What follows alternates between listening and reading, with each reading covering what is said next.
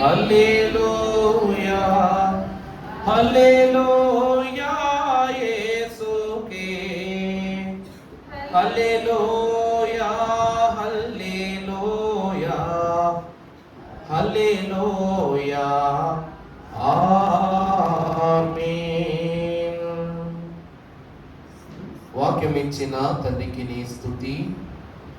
త్రియేక దేవుడు భగవదేవా, భూమి ఆకాశముల కంటేను వెండి బంగారముల కంటేను గొప్ప దానములని గ్రంథము మాకు దయచేసినావు కాబట్టి నీ కనేక కృతజ్ఞత స్తోత్రములు.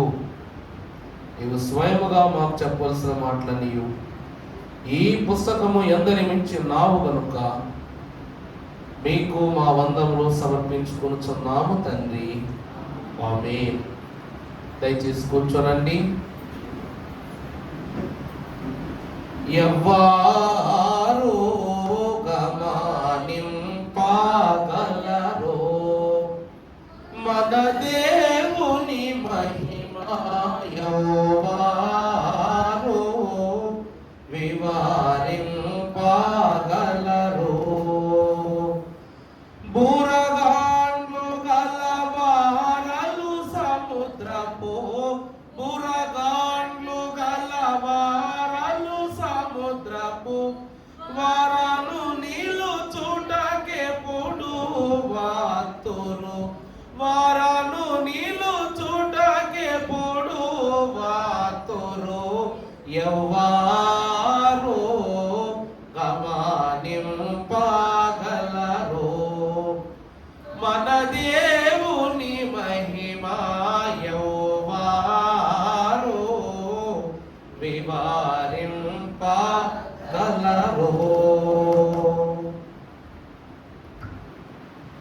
దేవుని యొక్క మహా ప్రత్యేకమైన ఈ 17వ దిన మోషే సుఖోపవాస ధ్యాన సాయంకాల దినమున మన ప్రాణనాథుడు ప్రియుడు పరిశుద్ధుడగు త్రిత్వ దేవుని యొక్క కాపుదల సహాసము సదా తండ్రి మన దయచేయును గాక. ఆమేన్. దేవుని యొక్క వాక్యమును ధ్యానం చేసుకుందాము. గతించిన దినము ఇశ్రాయేలీయుల సనుగులను గూర్చి మరి పెద్దలైన వారు తెలియజేసిన విధానాన్ని బట్టి అట్టి క్రమమును మనం బాగుగా ఎరిగిన వారమే ఉంటున్నాము. కాబట్టి సనుగు కొనుట ఘోరమైన పాపము. వారు సనుక్కోవటాన్ని బట్టి వారు శ్రమపరచబడ్డారు అనే మాటను మరిగా తెలియజేశారు. ఎందుకంటే ప్రభువు వారిని ఏ రకముగా చూస్తున్నారంటే సంతోష మందారారే, సంతోష మందారారే, దేవుని పేరిట సంస్తుతి చేయరారే. సంతోష మంద అనగా దేవుని చే. అందుకే కనిష్క కీర్తనలో పాట ఉంది, ఈ సంతోషము నీకు కావలెనా, అలాగున కావాలనుకుంటే నేడే యేసు యొద్దకు రమ్ము అన్నట్లుగా మనం చూస్తున్నాం. అంతటి ఘనమైన వారి మరి సనుక్కోవటాన్ని బట్టి శ్రమలో ఉన్నటువంటి స్థితిని వారు పొందుకున్నట్లుగా మనం చూస్తున్నాం. సరే, ఏమైనప్పటికీ మరి ఈ దినము మన క్రమములో మరి ఒక భాగము 6వ రత్నము న్యాయ విధాన పథకములో 2వ పంక్తిలో 3వ రత్నము యొక్క వివరణను ప్రభు వాక్యం పేరిట ధ్యానం చేసుకుందాం. పరిశుద్ధ గ్రంథములో నుండి నిర్గమాకాండము 28వ అధ్యాయము పరిశుద్ధ వచనము చదువుకుందాము. 19వ వచనం చదువమ్మా. అమ్మా కొంచెం పైన చదువు.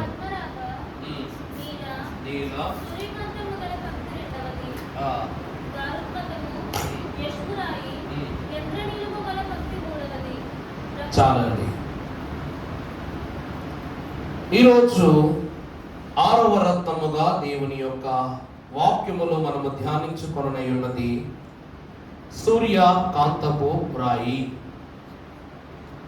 దేవుని యొక్క ప్రణాళికను చూచినట్లయితే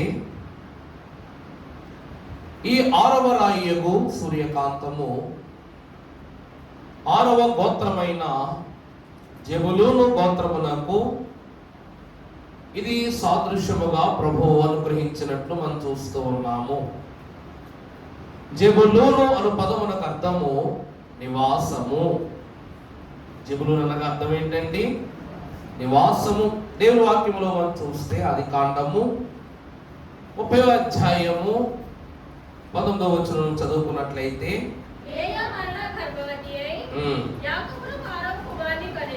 ఆరవ కుమారుని కనెను.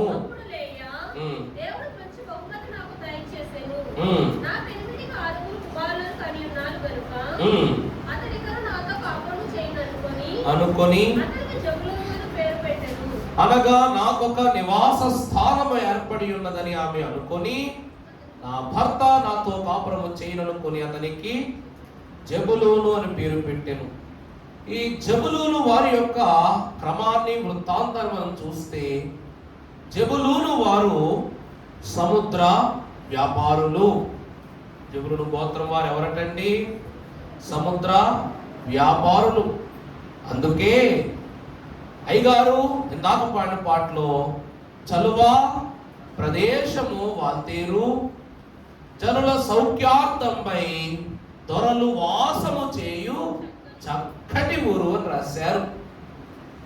ఈరోజు జెబులూను వంశీకులను బట్టి తదుపరి 5 గోత్రముల యొక్క స్థితియు సంపూర్ణమైనదని పరమ భక్తురాలను ఘనురాలుగు లేయా తన యొక్క వాక్య వృత్తాంతాన్ని ఆమె వాక్యంలో బయలుపరుస్తూ ఉంది.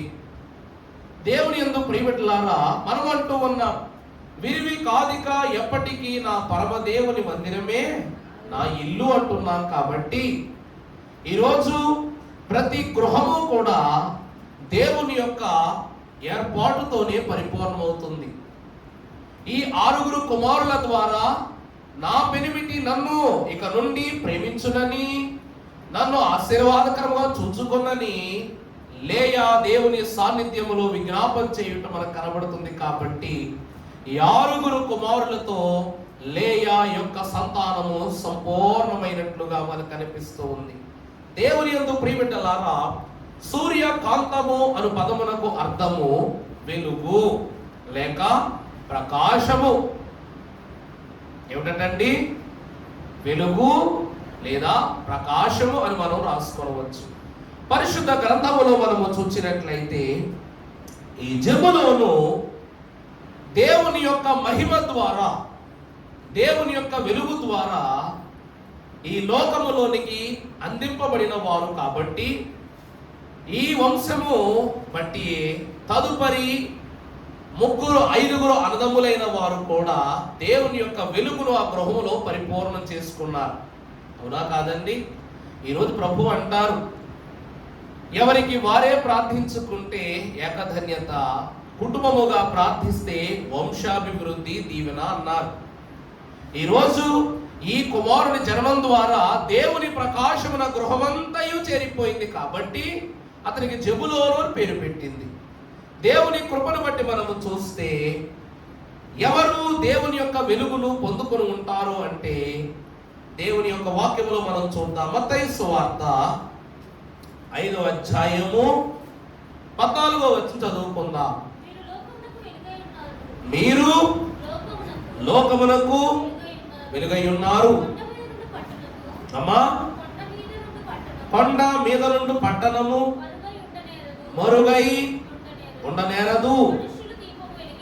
మనుషులు దీపం వెలిగించి కొంచెము కొంత కింద పెట్టరు గాని అది ఇంట నుండి వారికి వారందరికి వెలిగించుటకై. అంటే దీపస్తంభం అనగా దేవుని మహిమ, దేవుని వెలుగు, దేవుని కాంతి. ఇదిగో మీరు ఈ లోకమునకు ఏమై ఉన్నారు? వెలుగై ఉన్నారు. వెలుగై ఉన్న మీరు కొండ ప్రదేశముల యందు నివాసము చేయువారై ఉన్నారు. ప్రభునందు ప్రియబిడ్డలారా, జెబులూను అంటేనే నివాసం.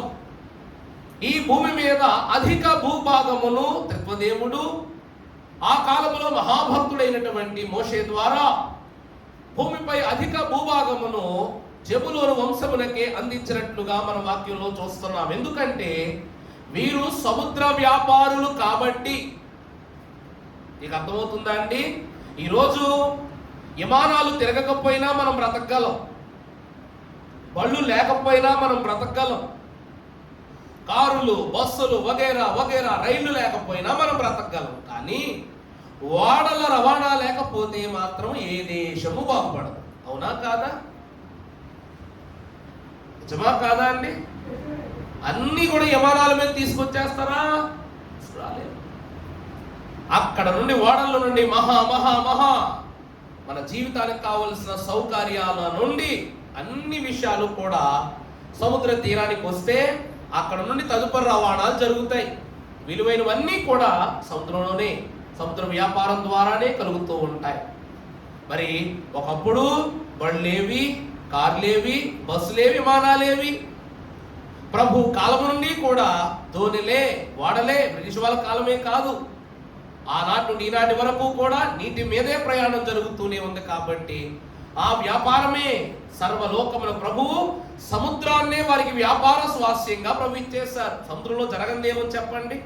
వజ్రాలైనా, వైడూర్యాలైనా, లేకపోతే చేపల వ్యాపారమైనా కావచ్చు, ఇంకేదైనా అంత వ్యాపారము కూడా సముద్రంలో జరుగుతుంది. కాబట్టి దానిని బట్టి అధిక భూభాగాన్ని త్రిత్వదేవుడు వారికి ఆశీర్వాదకరంగా ఇచ్చాడు. వాక్యంలో చూపిస్తాను. ద్వితీయోపదేశ కాండము 33వ అధ్యాయము 18వ వచనం మనం చూసినట్లయితే, జెబులూనును గూర్చి ఇట్లనెను, జెబులూను నీవు బయలు వెళ్ళు ప్రతి స్థలము యందు నీవు, అంటే ఏ భాగమందు అతడు నిలిచి ఉన్నప్పటికీ అతడు సంతోషించని స్థితిని ప్రభు అనుగ్రహిస్తూ ఉన్నాడు. ఈ మాట నేను మాత్రమే కాదు, మోషే మహాభక్తుడు మాత్రమే కాదట, యేసు క్రీస్తు ప్రభు వారే తన క్రమాన్ని గురించి తెలియజేస్తున్నారు. అయ్యారండి, సూర్యకాంతపురాయని గురించి మాట్లాడుకుంటున్నాం మనం. మరి జెబులూనీయుల యొక్క జీవిత ఇహ చరిత్ర మనకి ఎందుకు అంటే అందులో కూడా ఈ మర్మం దాగి ఉంది. మత్తయి సువార్త 4:14 నుండి చదువు తల్లి.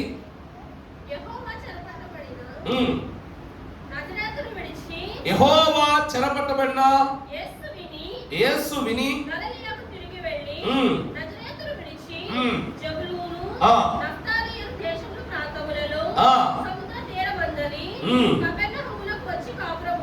తర్వాత జబులోను దేశమును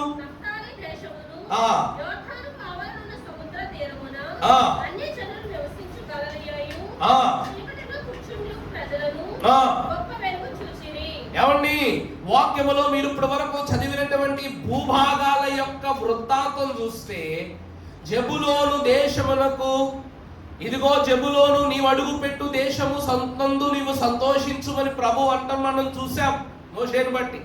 కానీ సంతోషపరచబడు దేశమునకు ఆనుకొని ఇమిడిపోయి ఉన్నటువంటి ఈ భూభాగాలు మీరు చూస్తే గలిలయ, యోర్దాను చూసారటండి ఏ స్థలాలు ఉన్నాయి అక్కడ.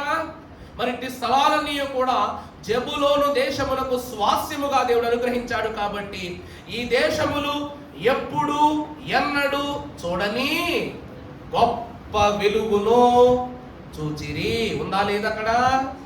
గొప్ప వెలుగును అంటే సూర్యకాంతము అనగా ప్రకాశము.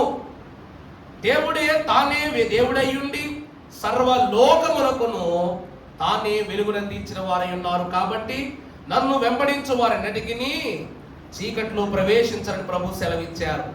ఈరోజు మనము చూసినట్లయితే ఈ సూర్యకాంతపు రాయి దేని సూచిస్తుందంటే దేవుని ప్రజల యొక్క వెలుగునది సూచిస్తూ ఉంది. అర్థమైందా అండి? దేవుని ప్రజలైన వారికి ఏమిస్తుందండి? ఇది వెలుగును అందించి వెలుగును గూర్చిన సందేశాన్ని సూచిస్తూ ఉంది. ప్రకాశించే స్థితి, వారు ప్రకాశించే స్థలములో ఉన్నారు. మీకు అర్థమయ్యేలా చెప్పాలంటే మనం అందరము సూర్యుడు ఎక్కడి నుంచి ఉదయిస్తాడనుకుంటాం? తూర్పు దిక్కును ఉదయిస్తాడనుకుంటాం. నిజానికి దిక్కు తూర్పే కానీ మరి మొదటి సన్ రైజ్ ఏ పక్కన ప్రారంభమవుతుంది, ఏ ప్రాంతంలో ప్రారంభమవుతుందంటే కన్యాకుమారిలో మొదటి సూర్యకిరణాలు ప్రారంభమవుతాయి. లెక్క ప్రకారంగా చెప్తున్నా, సముద్రం కింద నుంచి లేచినట్టు వస్తాడు సూర్యుడు అక్కడి నుంచి. నిజానికి కన్యాకుమారిలో మొదటి సూర్యకిరణాలు పడవు. సూర్యుడు ఒక భూమి మీద ఇండియాలోనే ఉంటాడా ఏంటి? కానీ తొలి సూర్యరశ్మి పడే చోటు మాత్రం వేరు. కానీ ఈ దేశంలో మాత్రము కన్యాకుమారి సముద్రం దగ్గరే చాలా మంది ఉదయకాలం వెళ్ళి సన్ రైజ్ చూస్తారు. ఎందుకంటే ప్రియబిడ్డలారా, అక్కడ అంత అద్భుతకరంగా ఒక క్రమం జరుగుతుందన్నమాట. దేవుని యొక్క వాక్యాన్ని బట్టి మనం చూసినట్లయితే ఈ దేశస్థులు కూడా దేవుని యొక్క వెలుగును గలిలయ, సమరయ, అలాగునే యోర్దాను, అలాగునే ఏమిటంటే ఇంకేమున్నాయి, నఫ్తాలి దేశం, ఈ భూభాగములన్నీ కూడా దేవుని వెలుగు చేత పరిపూర్ణమవుతున్నాయి. కాబట్టి దేవుని వెలుగు ఆ దేశముల యందు ప్రకాశించుటను బట్టి జెబులూను ప్రజలు స్వాస్యాన్ని కలిగి ఉన్నారని తెలియజేస్తున్నా. వీరి వ్యాపారమే సముద్ర వ్యాపారం. వీరి వ్యాపారమే సముద్ర వ్యాపారం, విస్తారమైన వ్యాపారం. అందువలన వారు ఏ భూభాగం అడుగు పెడితే అక్కడంతా సంతోషమే. అవునా కాదండి? ఇప్పుడు మొన్నటి వరకు పెట్రోల్ సమస్యలు పడ్డాం మనం. ఎప్పుడైతే పెట్రోల్కు సంబంధించినటువంటి పరిస్థితి తెమిలిపోయి అక్కడ ఉన్నటువంటి ఓడలు, ట్యాంకర్లు అన్నీ కూడా మన బొంబాయి పోర్టుకి, చెన్నై పోర్టుకి వచ్చేసియో, హమ్మయ్య అనుకున్నారు మనం, మన దేశస్తులు అందరూ కూడా. అవునా?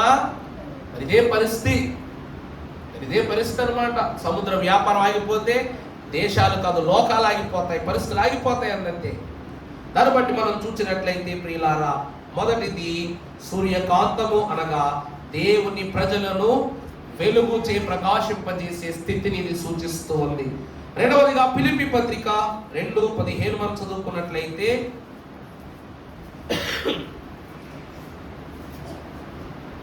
మరియు మీ విశ్వాస యోగ్యములోను దాని సంబంధమైన సేవలోను నేను పానార్పణముగా పోయబడినను నేను ఆనందించి మీ అందరితో కూడా సంతోషింతును. అంటే వెలుగయ్యున్న దేవుడు వీరందరితోనూ కలిసి ఏం చేస్తున్నాడు? వెలుగయ్యున్న దేవుడు. అందుకే లెమ్ము తేజరిల్లుము, యెహోవా మహిమ నీ మీద ఉదయించి ఉన్నది. అవునా కాదా? చూడుము భూమిని చీకటి కమ్ముచున్నప్పటికీ యెహోవా మహిమ మాత్రము మన మీద ఉదయించి ఉన్నది. అంటే లోకము నుండి వేరుపరచబడి, లోక స్థితి నుండి వేరుపరచబడి దేవుని వెలుగులో పరిపూర్ణతనందుకున్న మనను బట్టి దేవుని వాక్యము సెలవిస్తూ ఉంది.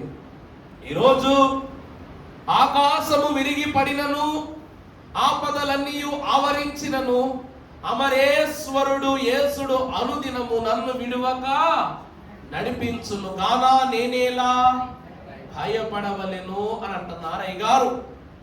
అంటే ఎవరున్నను లేకున్నను, ఎవరు వచ్చినను రాకున్నను ప్రభువే మన సహాయకుడై ఉన్నాడు. కాబట్టి ఆయన్ను బట్టి మనము వెలుగు సంబంధులమై జీవిస్తూ ఉన్నామని ప్రభు పేరిట మీకు మరొక్కసారి తెలియజేస్తూ ఉన్నాను. దేవుని ప్రియబిడ్డలారా, గ్రహించుకోండి, గమనించుకోండి. రెండవదిగా మీరు చూచినట్లయితే ఆదికాండం 30:20 అప్పుడు లేయా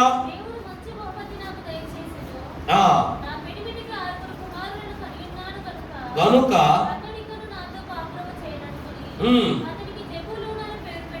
పేరు పెట్టెను. జెబులూను అనగా అర్థం ఏమని చెప్పాను? నివాసము. ప్రభువునందు దేవుని ప్రియబిడ్డలారా, ఇదిగో దేవుని యొక్క నివాసము మనుష్యులతో కూడా ఉన్నది. ప్రకటన గ్రంథములో అద్భుతమైన మాట. దేవుని యొక్క నివాసము మనుష్యులతో కూడా ఉన్నదంటే దేవుని నివాసం ఎలాంటి నివాసం? దేవుని నివాసము ఎలాంటి నివాసం అండి? 21వ అధ్యాయం దీన్ని అన్న ప్రకటన గ్రంథం 20వ అధ్యాయం తీయండి. 21వ అధ్యాయం 3వ వచనం చదవండి. ఉన్నది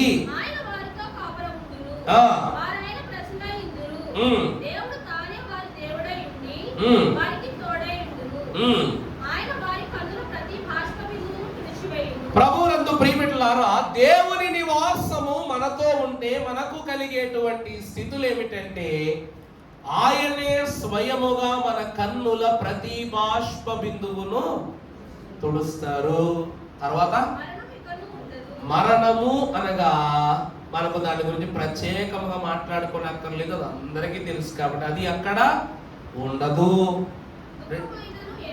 దుఃఖమైనను ఏడ్పైనను వేదనైనను ఇక ఉండదు. సింహాసనము నుండి వచ్చిన ఏమండి, ఇప్పటి వరకు ఇక్కడ కొన్ని మాటలు మాట్లాడబడ్డాయి. దేవుని నివాసం మనతో ఉంటే మనకు కలిగే స్థితిలో ఏమిటంటే అక్కడ దుఃఖమైన కన్నీరైనా ఉండదు. మునుపటి సంగతులు గతించిపోవును, పాతవన్నీ గతించిపోవును. అక్కడ ఏడ్పు ఉండదు, ఏమీ ఉండదు. ఇవన్నీ మరణము లాంటివి ఏమీ ఉండవు. ఇవన్నీ ఉండవని అంటుందంటే అక్కడ చీకటి అనేదే లేదని అర్థం. అక్కడ ఏమి లేదండి, చీకటి అనేదే లేదు. ఒక తల్లి గారు నన్ను ప్రశ్న అడిగారు, అయ్యగారండి పరలోకములో సముద్రం ఉండదంట కదా, ఎందుకు ఉండదు అయ్యగారు అని అడిగింది అనమాట.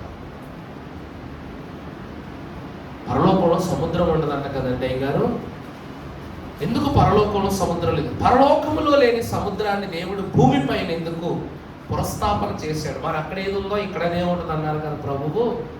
మరి పరలోకములో సముద్రం ఎందుకు ఉండదు, మరి భూమి మీద సముద్రం ఎందుకు ఉంటుంది అంటే మరి దేవుని వాక్యాన్ని బట్టి, దేవుడు ఇచ్చిన జ్ఞానాన్ని బట్టి కూడా చెప్పాం. అక్కడ దప్పికే లేనప్పుడు సముద్రం వల్ల అక్కడ అవసరమే ఉంది, సముద్రంతో అవసరమే ఉంది. నిజమా కాదా అండి? అక్కడ దప్పికే లేనప్పుడు, దాహమే లేనప్పుడు, శారీరక దేహం కాదు కాబట్టి అక్కడ ప్రాణాత్మలను కూర్చిన దాహం ఉండదు, కానీ కేవలము పరిశుద్ధుడగు ప్రేమునితో కలిగిన పరిశుద్ధ సహవాసాన్ని బట్టి మనకు అక్కడ ఏముండదు, ఆకలి ఉండదు, దప్పిక ఉండదు, ఏమీ ఉండదు. ఇవేమీ లేనప్పుడు అక్కడ ఇక సముద్రం ఎందుకు? మరి పరలోకములో నీరుంటది అన్నారు కదండి, మరి దేంటది? ప్రభు సింహాసనం యొద్ద నీరు ప్రవహించుచున్నట్లు పరలోక గవినిలో, పరలోకపు గుమ్మముల ఎదుట మోకాలు లోతు వరకు నీరుంటది అని అంటారు. మరి ఆ నీరేమిటంటే అవి పరిశుద్ధుల యొక్క విశ్వాస కన్నీరు. అదేమిటంటే ఆనాటి ఈనాటి వరకు భక్తులు వారి వారి యొక్క విజ్ఞాపన స్థితుల ద్వారా దేవుని సన్నిధి యందు ఆయన పాదములను శుద్ధిపరచుటకు చేయుచున్న విజ్ఞాపన కన్నీరట. అందుకే మనం చూస్తాం, మోషే అనగా నీటి నుండి తీయబడిన వాడు. నీరంటే నైలు నదిలో నుండి కాదు కదా, 400 సంవత్సరాల బానిసత్వము అను ఇశ్రాయేలుల కన్నీటి నుండి తీయబడిన వాడు.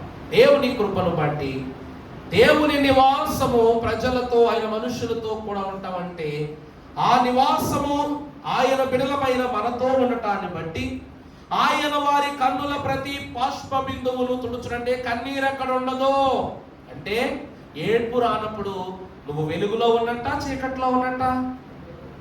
అర్థమవుతుందా? వెలుగులో ఉన్నట్టే.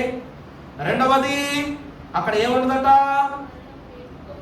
దుఃఖమైనను ఏడ్పైనను వేదనైనను అక్కడ ఉండదు.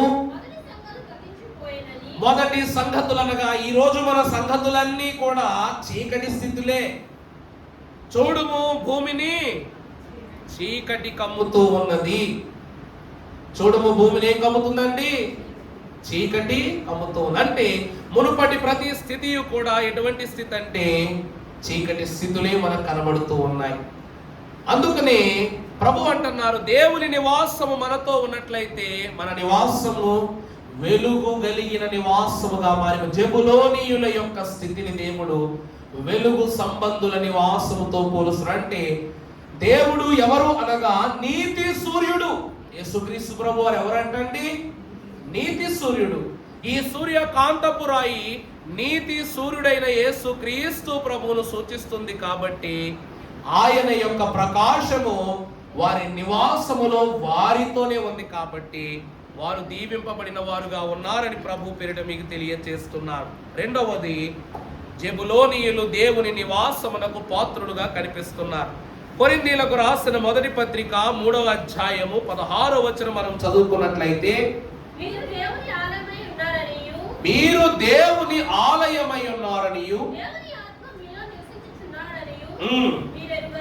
చాలండి, మీరు దేవుని ఆలయమనియు దేవుడు మీలో, అంటే జెబులోనీలకు దేవుడిచ్చినది సామాన్యమైన దీవెన కాదు, వారి దేహమే దేవుని ఆలయం. ప్రభువే వారిలో నివసిస్తున్నారంటే వెలుగు వారిలో సంచారము చేస్తూ ఉంది. కాబట్టి ఎప్పుడు జెబులోను ఆమెకు కుమారుడిగా జన్మించాడో, జన్మించగానే ఆమె కుటుంబంలో ఉన్న చీకటంతా ఏమైపోయిందంట? తొలగిపోయింది.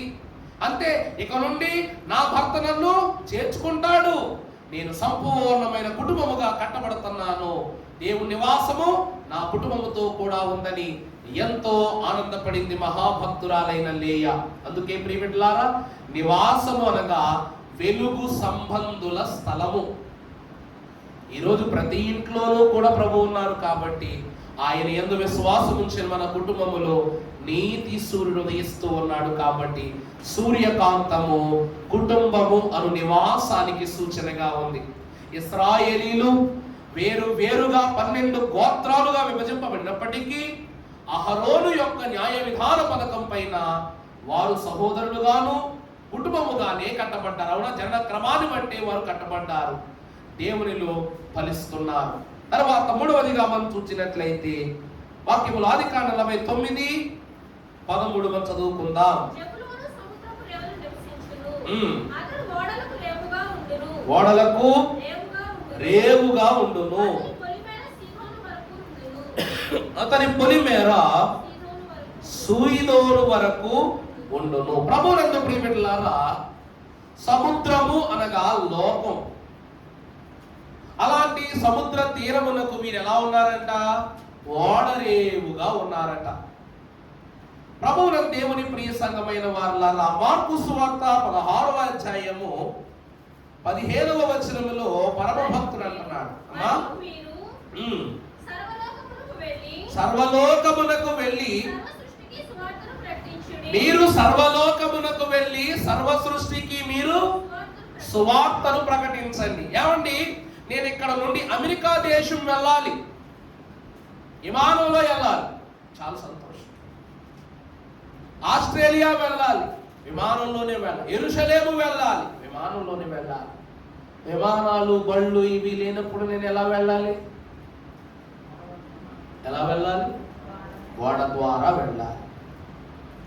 ప్రతి ఓడ ఆ దేశాన్ని చేరాలి అంటే ఒక ఓడ రేవు కావాలి. మీరు సర్వలోకమునకు వెళ్ళి సర్వ సృష్టికి సువార్తను, నేను సువార్త ప్రకటించబోవు స్థలమునకు బయలు వెళ్ళినప్పుడు ఆ ప్రకటించబోవు స్థలములో దిగుటకు నాకు ఒక ఓడరేవు కావాలా వద్దా? మహాభక్తురాలు నీనా ఆత్మారమ్మ గారట 6 నెలల కాలము ఇక్కడ పనిచేసి బ్రిటిష్ వారి యొక్క అధికారాన్ని బట్టి వారు డాక్టర్గా పనిచేశారు. కాబట్టి బళ్ళారి ప్రాంత కర్ణాటకలో ఆ తల్లిగారట ఈ 6 నెలలు ఇక్కడ జరిగినటువంటి పరిపూర్ణమైన రిపోర్ట్ పట్టుకుని లండన్ దేశం వెళ్ళాలి. అప్పుడు వాడలే కాబట్టి విమానాల యొక్క వరుస లేదు కాబట్టి వారు సుమారుగా దగ్గర 8 నెలల కాలం వాళ్ళు ప్రయాణం చేశారట. ఎక్కడికి? లండన్ దేశానికి. ప్రయాణం చేస్తున్నప్పుడు ఈ రోజైతే ఆధునికమైన పరికరాలు ఉన్నాయి, పరిస్థితులు ఉన్నాయి, అన్నీ బాగానే ఉంటాయి, వాడ ప్రయాణం కూడా ప్రశాంతంగా చేయొచ్చు. కానీ అప్పటి కాలంలో సర్వసాధారణంగానే వాడలు ఉండేవి. కాబట్టి ఆ ప్రయాణం చేస్తున్నప్పుడు ఆ ఉప్పు గాలి తగిలి తగిలి తగిలి ఆ తల్లిగాలికి కళ్ళకు 2 కళ్ళకు ఇన్ఫెక్షన్ వచ్చిందంట. భయంకరమైన జబ్బు వస్తే మరి వైద్యం చేయించుకుందామంటే ఓడలో ఉంది. సుమారు 8 నెలల కాలం ఆ ఉప్పు గాలి తగలడంతో ఆమె ఆ దేశం చేరేసరికి ఆమె కళ్ళు ఎలా అయిపోయినాయి? పరిపూర్ణంగా ఆమె కంటి చూపు పాడైపోయిందట. అలాగ చనిపోయేసరికి ఆమె ఆ దేశంలో దిగి ఆమె ఆరోగ్య పరిస్థితులు చూపించుకుందంట. చూపించుకోగానే అక్కడ డాక్టర్లు అన్నారు, అయ్యా మరి వచ్చి 1 నెల కాలం 2 నెలల కాలం అయితే ఏదైనా చేస్తాం, కానీ వ్యాధి అప్పటికే పూర్తిగా ముదిరిపోయింది, ఇక కంటి చూపును విడిచిపెట్టడం తప్ప మరి ఇంకా వేరే దారేం లేదు, అంత వైద్యం ఇంకా లేదు, ముదిరిపోయింది, పరిపూర్ణం ముదిరిపోయింది, కళ్ళు పోయినాయి అంతే ఇవి అని చెప్పేసి చెప్పారట. అక్కడ రిపోర్ట్ సబ్మిట్ చేసి మరి యథావిధిగా బయలుదేరి మళ్ళా వాడెక్కేసి నీకు చెడిపోయిన కాళ్ళతో ఇంకేం లేదు కదా, వాళ్ళ వంతు వాళ్ళు ఈ కళ్ళ దగ్గర ఉన్నటువంటి చెడుగంతా శుభ్రం చేసి వాడు యథావిధిగా మనం వాడెక్కించేశారంట. తిరిగి వస్తున్నప్పుడు ఆమె కొన్ని నెలల కాలం ఎంతో శోధన పడిపోయింది ఓడలోని. అది తీసుకోలేక, ఇది తీసుకోలేక, ఆ భోజనం తినలేక, ఈ భోజనక ఇక వేళ్ళ పడుతూనే ఉందట.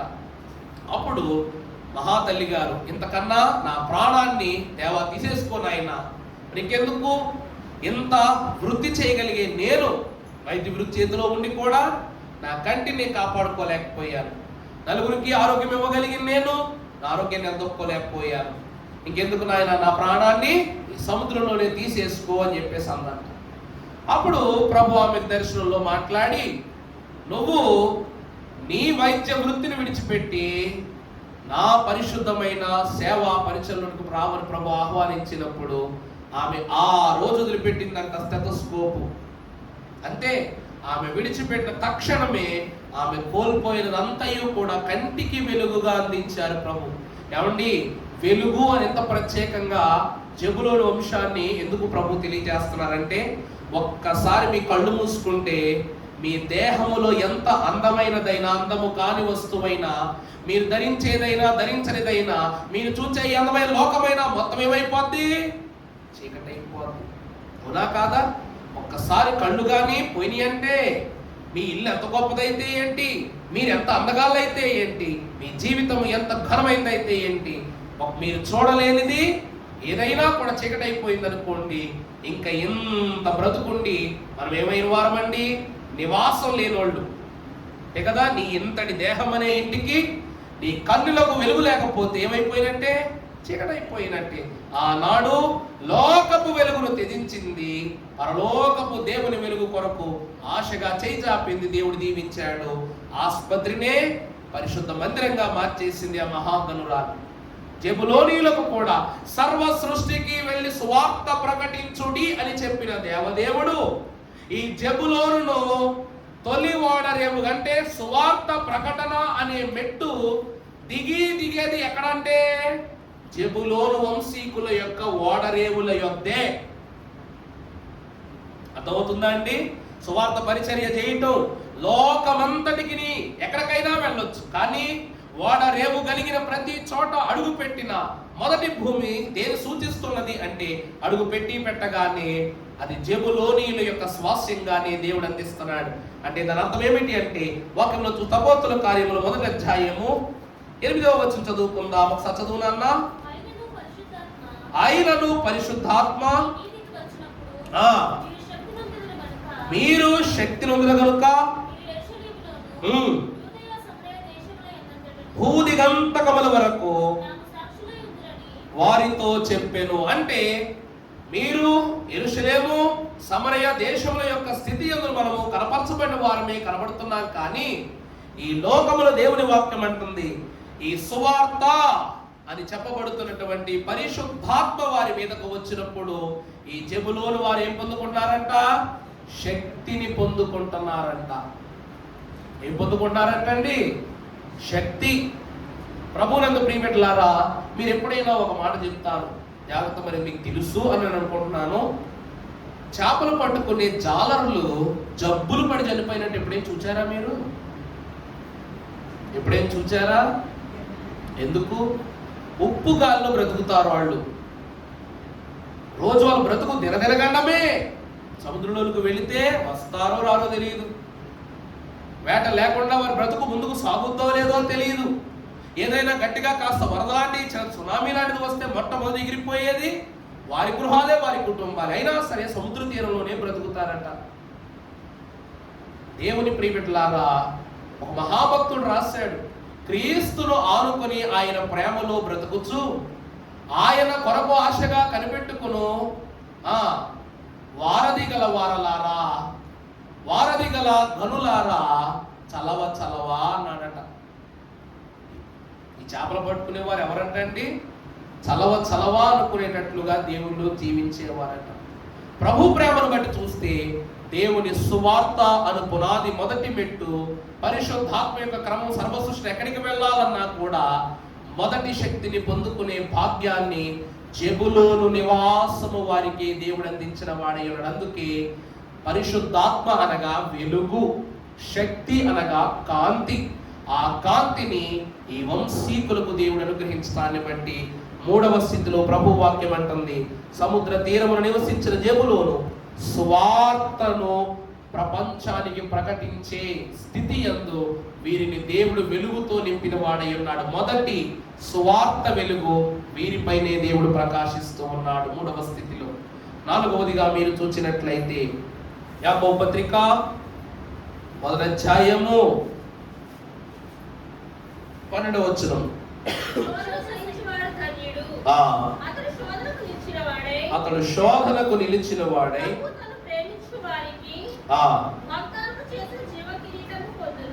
వారు వాగ్దానము చేసిన జీవ కిరీటమును. యెషయా గ్రంథం 9వ అధ్యాయం 1వ వచనం చదువు తల్లి.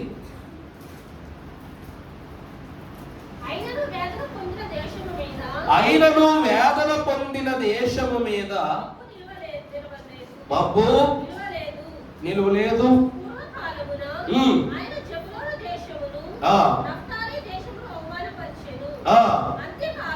అంత్యకాలమున ఆయన సముద్ర ప్రాంతమును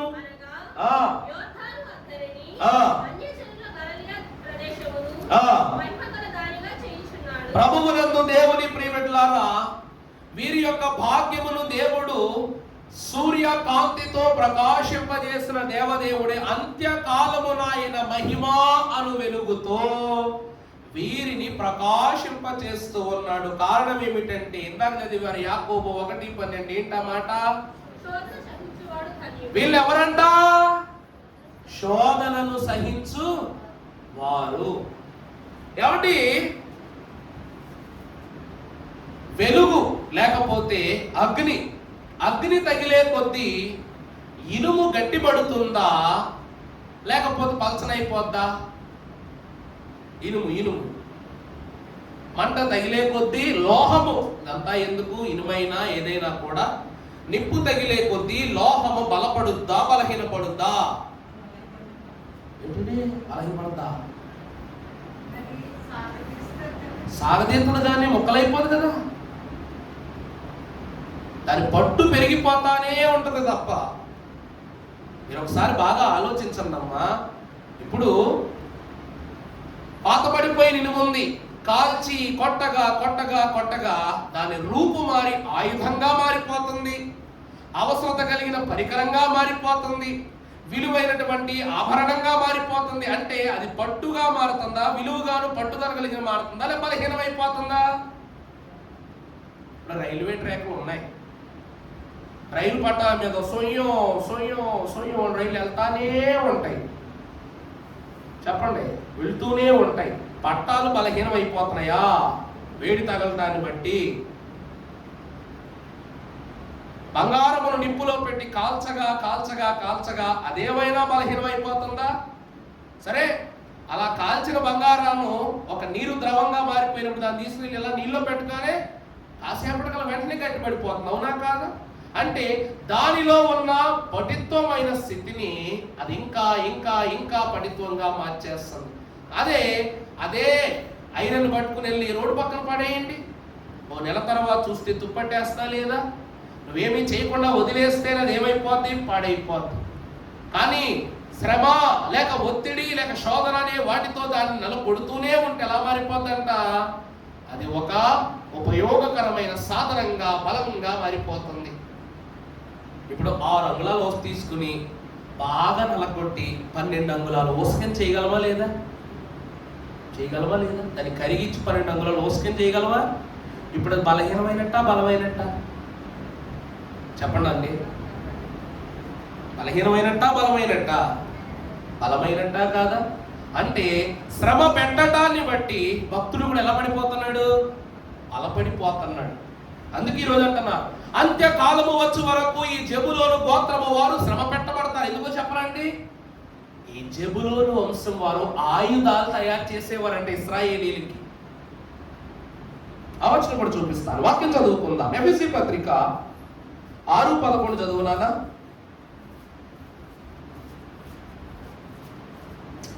ఎఫెసీ 6:11 చదువు అమ్మా. తంత్రములను శక్తివంతులగునట్లు. కరెక్టే. అపవాది తంత్రములను లయపరచునట్లు, ఎదిరించునట్లు, గెలచునట్లు మీరు దేవుడిచ్చు సర్వాంగ కవచమును. మరి ఆ కవచములను ఆ కాలము నుండి ఈ కాలము వరకు తయారు చేయించున్న వారు ఎవరంటే జబులును వారు. దేవుని వాక్యములో దినవృత్తాంతముల మొదటి గ్రంథం 12వ అధ్యాయము 33వ వచనములో మహాభక్తుడు సెలవిస్తున్న మాట చూస్తే, అమ్మా జెబూలూనీయులలో యుద్ధ ఆయుధము ధరించి యుద్ధపు నేర్పు గలవారును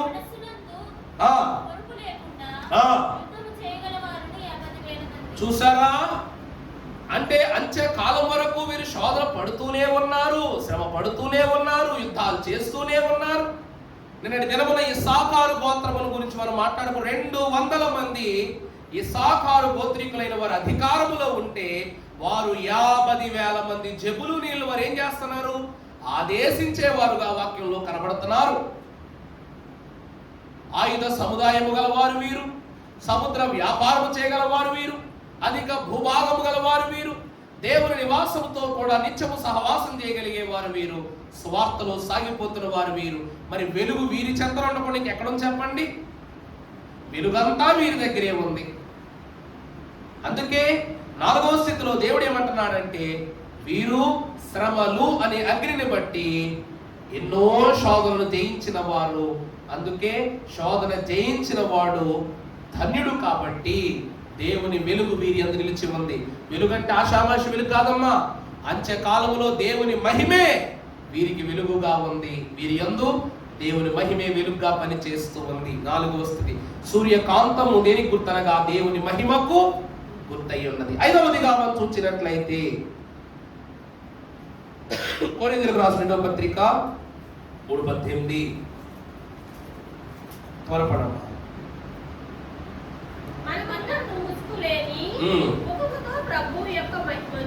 ముసుకులేని ముఖముతో ప్రభువు యొక్క ముఖమును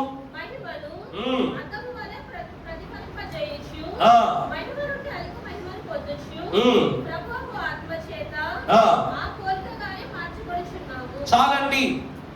ఈరోజు దేవుని చూచుటకు సేనాయి పర్వతం ఎక్కిన మోషే ధర్మశాస్త్రమును మాత్రమే కాదు, దేవుని ముఖ కాంతిని కూడా ప్రతిబింబింపజేస్తున్నాడు. అవునా కదా?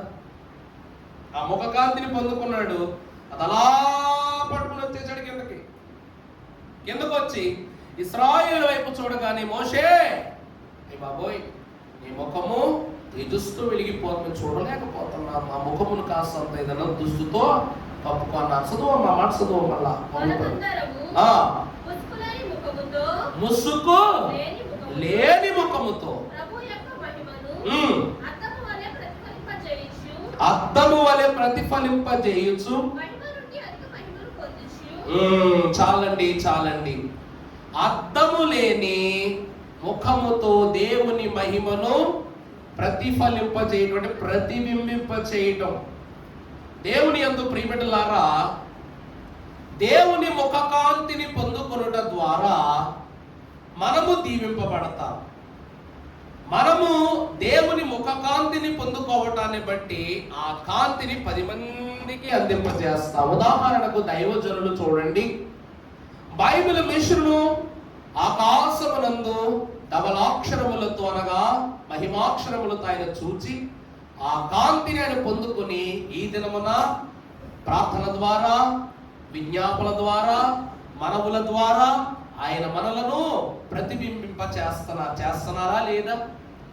సరే, నువ్వు ప్రార్థన చేస్తున్నావు, నువ్వు ప్రార్థించిన మనవికి దేవుడు నెరవేర్పునిచ్చి నీ మనవికి ప్రతిబింబిస్తున్నాడా లేదా?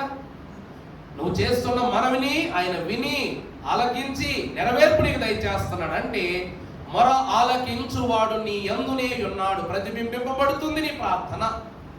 నువ్వు పాట పాడుతున్నావు, ప్రభు వింటున్నారు, గొప్ప స్వరాన్ని దయచేస్తారు, ఆయన పని కొరకు వాడుకుంటున్నారు. స్తుతి చేస్తున్నావు, అందుకుంటున్నాడు, నీ స్తుతి ద్వారా దేవుడు సంతృష్టి పొందుకుంటున్నాడు. ఇక్కడ వాక్యములో భక్తులు ఏమంటున్నారయ్యా అంటే, ముసుగు తీసి మనం ఏం చేస్తున్నామంటే దేవుని క్రియలను ప్రతిబింబింప చేస్తున్నాం. ఆనాడు అంతటి మహాగణుడిగా ఉన్న మోషే దేవుని ముఖకాంతిని ముఖం మీద పెట్టుకుని మన యొద్దకు వస్తే ముసుగు కప్పుకోమన్నాం. కానీ సర్వ సృష్టికి పాత్రుడు దేవుని కుమారుడు నరావతారి అయిన ఈ లోకమునకు వచ్చినా ఆయన ముఖమును కన్నులారా చూచి ఆనందపడ్డామే గాని అంతటి తేజో సంపన్నుణ్ణి ఆయన ముఖము కప్పుకో ప్రభువా, నీ దేహము కప్పుకొని అడిగామా? ఎందుకో తెలుసునా అండి, ఆనాడు మోషేలో దేవుని చూడలేకపోయాం, ఈనాడు క్రీస్తులో దేవుని ఆశ కలిగిన ప్రాణముతో చూస్తున్నాం. ఆనాడు కోల్పోయిన స్థితి క్రీస్తులో మనకు తండ్రి మనకు దయచేశారు. అందుకనే గలతీ పత్రిక 2వ అధ్యాయం 20వ వచనము ఏమనున్నది? 2:20 నేను క్రీస్తుతో కూడా. ఇప్పుడు మోషే మహాభక్తుడు సినాయి పర్వతం మీదకు వెళ్ళి దేవునితో కూడా సహవాసం చేశాడు 40 రోజులు. అంటే అతడు దేవునికి వశమైపోయాడంతే. మోషే దేవునికి ఏమైపోయాడు? వశమైపోయాడు. కాబట్టి ఆ వశమైపోయిన దానికి ప్రతిబింబింప చేసే క్రియ ఏదైనా ఉన్నది. ఇప్పుడు మోషే పైకి వెళ్ళాడు, ధర్మశాస్త్రం తెచ్చాడు. తెస్తే అందరూ ఏమంటారంటే, ఏంటి మోషే ఏదో తీసుకొచ్చావు అని అడుగుతారు. ఇది దేవుడు నాకు ఇచ్చిన ధర్మశాస్త్రం అని చెప్తాడు. 2 రాళ్ళు దేవుడు రాసిచ్చినా కూడా ఎలా కనబడతాయి? సాధారణమైన రాతి పలకల్లాగే కనబడతాయి. అవునా కాదా? అవునా కాదా? పగలబడితే పగిలిపోయినాయి కదండి. సర్వసాధారణమైన రాతి పలకలు ప్రభు రాసినప్పటికీ కూడా వీళ్ళందరూ అనుకుంటారు 40 రోజులు మోషే పైకి వెళ్ళి ఏదో రాసి తీసుకొచ్చారు అనుకుంటారు. అసలు ఇది దేవుని చేతనే కలిగి ఉన్నదని నమ్మాలి అంటే ముందు మోషే దేవునికి సమర్పింపబడాలంటే తన హృదయము దేవుని ఐక్యమైపోవాలి. ఐక్యమైపోవడానికి సూచనే ఈ ముఖ కాంతి. ఈ ముఖ కాంతిని చూచి వారు దర్శించలేకపోయారు. కాబట్టి దేవుని ప్రకాశము ఇతని యందున్నది అని వారు విశ్వసించారు. ప్రభువునందు దేవుని ప్రియమిత్రులారా, ఈరోజు నేను కలెక్టర్ గారి దగ్గరికి వెళ్ళాను, లేక సీఎం గారి దగ్గరికి వెళ్ళాను. ఇందాకే మేమిద్దరం కూర్చొని భోజనం చేసామని చెప్పారు అనుకోండి, అందరూ అనుకుంటారు మాస్టర్ గారు బిస్కెట్లు వేస్తున్నారు, మాస్టర్ గారు బిస్కెట్లు వేస్తున్నారు, ఇప్పుడు వచ్చాడు సీఎం గారు, మన ఊరు వచ్చాడు, ఈయన వెళ్ళి భోజనం చేయడం అంట. నమ్మరం. ఇప్పుడు వెంటనే ఫోటో తీసి ఇదిగో చంద్రబాబు నాయుడు గారు నాకు బోధ తినిపిస్తున్నారు, నేను ఆయనకు ఒక తెచ్చాను ఫోటో చూపించాను అనుకోండి. ఇప్పుడు చూపిస్తే ప్రజలు ఏమంటారు తెలుసా? అయ్యగారు ఏ బలేసేసారండి అంటారు అన్నమాట. అంటారండి. ఈరోజు సీఎం నేను కర్మ, మోడీ గారి గడ్డం పట్టుకుని ముద్దు పెట్టుకున్న ఫోటో కూడా పెట్టేయచ్చు యూట్యూబ్లో, ఏదైనా పెట్టేయచ్చు. అలా అయిపోయింది కాలం. ఉదాహరణకు సులోచన గారు ప్రభు పిలుపెందుకున్నప్పుడు మేము ఒక బొమ్మ తయారు చేయలేదనుకున్నాం. కానీ మరి మాకు ఆ టైంకి ప్రభు తలంపించడం, ప్రభువే కిరీటం పెడుతున్నట్టు ఒక ఇమేజ్ తయారు చేస్తాం. గుర్తుందండి మీకు?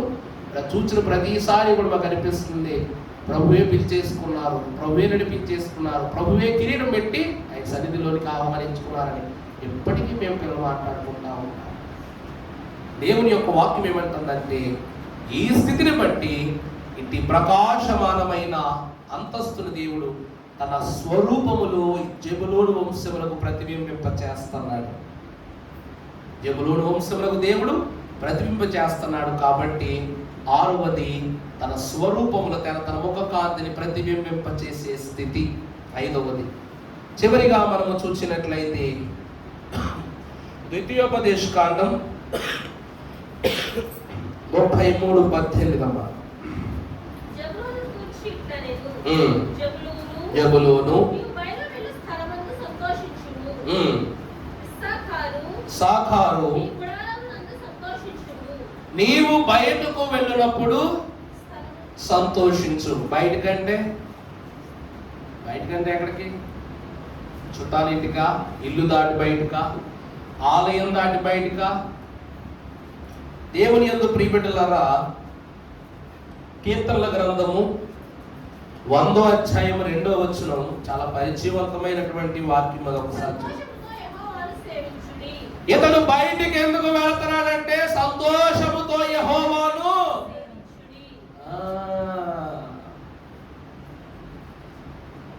సూర్యుడు అనుకుంటాడంట నేను ప్రతి గ్రహానికి వెలిగిస్తున్నాను అనుకుంటాడు. సూర్యుడు అనుకుంటాడంట. ప్రతి గ్రహం అనుకుంటుందంట సూర్యుడు నాకే వెలిగిస్తున్నాడు అనుకుంటాయంట. తెలుసునండి, ప్రతి గ్రహం అనుకుంటుందంట సూర్యుడు ఎవరికి ఇస్తున్నాడు వెలుగు, నాకు మాత్రమే ఇస్తున్నాడు వెలుగు అనుకుంటుందంట. మొట్టమొదటి ఉండేటువంటి గ్రహం అనుకుంటుందంట అబ్బా సూర్యుడి దగ్గర నుంచి వచ్చే వెలుగు అంతా నాకే అనుకుంటాడంట. ఆ తర్వాత ఉండేవాడు ఏమనుకుంటాడంటే నీకేంటి, నాకు కూడా ఎంతో కొంత వెలుగు నా మీద కూడా వచ్చి పడుతుంది అంటాడంట. కానీ భూమి మీద ఉండేటువంటి మనం ఏమనుకుంటాం తెలుసా, భూమి మీద మనం ఏమనుకుంటాం తెలుసా, ఆనందపడిపోతాం. 12 గంటలు మాతో ఉంటాడు, 12 గంటలు నిద్రోయి ఉంటాడు అనుకుంటాం మనం. అర్థమైందా అండి, నా మాట అర్థమవుతుందా? 12 గంటలు సూర్యుడు ఏం చేస్తాడంట, వెలుగుగా ఉంటాడు. మరి 12 గంటలు కష్టపడి మనతో ఉన్నాడు కదా, 12 గంటలు వెలిగించి మరి తదుపరి 12 గంటలు మనం పడుకుంటాం కదా, అప్పుడు ఏమనుకుంటాం, ఈయన వెళ్ళిపోయి ఎవరు పంపిస్తాడంట, చంద్రుడిని పంపిస్తాడంట బొబ్బోడు బాబా అని. మళ్ళా పొద్దున్న అయ్యేసరికి డ్యూటీ ఎక్కేస్తాడంట సూర్యుడు. ఆ వెనకున్న గ్రహాలని అనుకుంటాయంట ఇంత అమాయకత్వంలో ఉన్నారేంట్రా మీరు అందరూ, ఎంత అమాయకత్వంలో ఉన్నారేంట్రా మీరు అందరూ, ఏదో చిన్నవాళ్ళు కదా అని చెప్పేసి 4 కిరణాలు కురిపిస్తుంటే మాకే ఇచ్చాడు అనుకుంటున్నారు మీరు. మీకంటే ఎక్కువ వెలుగు ఇదిగో వెనకాల మేము ఎంత వెలుగు మా మీదకి వచ్చి పడుతున్నాను. అప్పుడు సూర్యుడు అంటున్నాడంట, రే నేను ఎక్కడికి కదలట్లా, నా వెలుగు అందరికీ రోజు ఎలా అయితే అలా అవుతారు, కానీ ఆ వెలుగు నాకు కావాలంటే నాకు కావాలని రోజు నా గిర నా చుట్టూ తిరుగుతూ ఏం చేస్తున్నారు, పరిపూర్ణంగా ఇచ్చే వెలుగును కాకుండా ఆ మూల నాకు వెలుగు దొరుకుద్దని కాసేపు, ఈ మూల నాకు వెలుగు దొరుకుద్దని కాసేపు వెలుగు కోసం నా చుట్టూ ఏం చేస్తున్నారు మీరు, 9 గ్రహాలు తిరుగుతున్నారు అన్నారంట. నిజమా కాదండి? సూర్యుడు అక్కడే ఉంటాడు, చంద్రుడైనా తిరగాల్సిందే, భూమి అయినా తిరగాల్సిందే, శుక్రుడైనా తిరగాల్సిందే, గురుడైనా తిరగాల్సిందే. తిరగటం మన పని. తిరగటం ఎవరి పని అండి? మన పని. ఈరోజు దేవుడు అక్కడే ఉంటాడు, అలాగే ఉంటాడు, ఆయన ప్రకాశిస్తూనే ఉంటాడు, మనవులు వింటూనే ఉంటాడు, నెరవేర్పులు ఇస్తూనే ఉంటాడు. మారిపోయేది ఎవరయ్యా అంటే మనమే. సూర్యకాంతము అనగా పటిష్టమైనది, ప్రకాశవంతమైనది. దాని వెలుగును బట్టి అది తేజోమహిమను ప్రకాశింపజేస్తుంటే మనం అనుకుంటాం, దేవా నన్ను చూడట్లేదు నువ్వు, దేవా నన్ను పట్టించుకోవట్లేదు నువ్వు అని ప్రభు మీద నెపం మోపేస్తా ఉంటాం మనం. దైవజనులు దేవదాసయ్య గారు అన్నారు, విశ్వాసులమైన మనకు ప్రభువును ప్రార్థించడాన్ని బట్టే వెలుగు కలుగుతుంది. ఆ వెలుగై ఉన్న ప్రార్థనను విడిచిపెట్టాన్ని బట్టి మనకు అంతయు చీకటే అంటున్నారు. మరి నిజమంటారా కాదంటారా? చెప్పండి. పెద్దయ్య గారు మాకు మొన్న ఒక వివరాన్ని చెప్పారు గతంలో. ఏమిటంటే అయ్యగారు సస్యాల్లో వాక్యం చెప్తున్నారట. వాక్యం చెప్తుంటే క్రమంతా పూర్తయిపోయింది, పైకి వెళ్ళిపోయారట అయ్యగారు. ఆయన గదిలోకి వెళ్ళిపోతే ఆయన భోజనం కూర్చున్నప్పుడు కాసేపటికి ఆయన మనసులో ఏదో ఒక ఆందోళన వచ్చేస్తుంటే ఏంటంటే, కొంతమంది వచ్చి దైవజనుల సమాధిని తవ్వుకుని తీసుకుని వెళ్ళటానికి వారు పలుగులు పార్లు వేసుకుని వచ్చేసారంట. వచ్చేస్తే వెంటనే మన పెద్దయ్య గారు కిరణ్ బాబాయ్ గారు వెంటనే ఆలోచనలో కంగారు పడిపోయి తక్కువని భోజనం దగ్గర నుంచి లేచిపోయి, ఎవరో దైవజనుల సమాధిని తవ్వేస్తున్నారని అరుస్తున్నారని ఎవ్వరు రావట్లేదంట. ఈయనే పరుగు పరుగున వెళ్ళిపోయి అక్కడ వెళ్ళేసరికి అప్పటికి సమాధానం తవ్వేసి బయట పెట్టేసి ఆ సమాధిని తీయగానే దైవజనుని ఆ రోజు బాధ పెట్టినప్పుడు ఎలా ఉన్నారో ఇప్పటికీ అలాగే ఉన్నారంట ఆయన. కానీ ఆయన దేహము వెలిగిపోతూ ఉందట, ప్రకాశిస్తూనే ఉందట. ఆ ప్రకాశపు వెలుగును చూడలేక తట్టుకోలేక ఆ తవ్విన వారందరూ ఆ స్థలం నుండి పారిపోయారు, నిలవకుండా పారిపోయారట. అప్పుడు అయ్యగారు వెంటనే దిగ్గున నిద్రలోంచి లేచి, ఏంటి నాయన ఈ కళ వచ్చిందేంటి ప్రభువా, మరి ఆలోచన ఈ విషయంలో ఏం కల్పించుకున్నాం ఏంటంటే ఒక ప్రార్థన చేసుకున్నారు, మా క్లాస్కి వచ్చి ఈ విషయం అంతా చెప్పారు. ప్రభువునందు దేవుని ప్రియబిడ్డలారా, ఆయన దేహము ఆ తరుణము వరకు కూడా అలాగునే ఉండునట్లు ఒక దర్శనాన్ని ప్రభు ఇచ్చారంటే, మరి దైవజనుని యొక్క దేహాన్ని ఎవరునూ అపహరించుకుపోవుటకు ప్రభు అవకాశం ఇవ్వాల. ఉదాహరణకు ఆయన దేహముపై వాలే పురుగులకు కూడా దేవుడు ఏమివ్వలేదంట, అధికారం ఇవ్వాలి. ఎందుకంటే యోనా కాలములో సొరపాదులు పుట్టించింది ప్రభువే, ఆ సొరపాదులు తినివేయనట్లు పురుగులు పంపించింది ప్రభువే. అలాగునే దైవజనుని యొక్క దేహము కూడా ప్రభువు కొరకే. కాబట్టి ఈరోజు చిన్నోళ్ళమైనా పెద్దోళ్ళమైనా దైవజనుని యొక్క బొమ్మ పైన జననము మరణాన్ని రాయం. ఎందుకంటే ఆయన జీవిస్తున్నవారు కాబట్టి. బైబిల్ మిషన్ రాకడ సంఘం ఎత్తబడి పర్యాంతము కూడా దైవజనులు మనతోనే ఉంటారు, మనలోనే ఉంటారు. అందుకే ఆయన దేహములకు ఆయన ప్రాణాత్మలకు ఏమి లేదంట, నశించిపోయే స్థితి లేదని వెలుగే దేవుని వెలుగుతోనే వారు నింపబడి ఉన్నారట. ప్రభు ఎందుకంటూ ఉందంటే జబులోను చదువునాను 33:16 చదువు, 10 చదువమ్మా, ద్వితీయోపదేశ కాండం.